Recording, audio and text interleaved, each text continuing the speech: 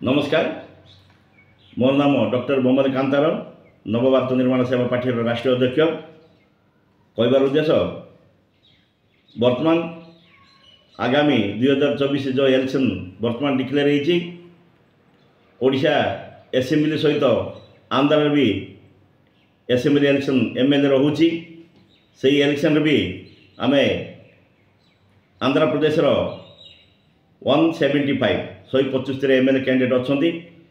से भी आम कैंडिडेट ठीक होती सब भी हो पारे ना कि एमएलए आम दे पार आंध्र प्रदेश आशा करूँ आम गत थर भी तेलंगाना भी एमएलए कैंडिडेट 119 को 125 थर एमएलए कैंडिडेट देती कि रिजेक्ट है कि पाइले आम भोट कोटी 4000 5000 गोटे पाखे 8000 भोट भी आम आसू तेलंगाना लोक आम धन्यवाद देवु कि भोट आम पाइचु ओडिशा भी आम गत बाई इलेक्शन भी देचु वर्तमान एटा आमर नवभारत निर्माण सेवा पार्टी प्रथम थर पर जनरल इलेक्शन आम छिड़ा होचु इलेक्शन आपण मैंने आंध्र प्रदेश भी आम कैंडिडेट देवा जाऊँ आंध्र प्रदेश रे आशा करूँ एमएलए कैंडिडेट माने तुरंत निष्पत्ति करके आम से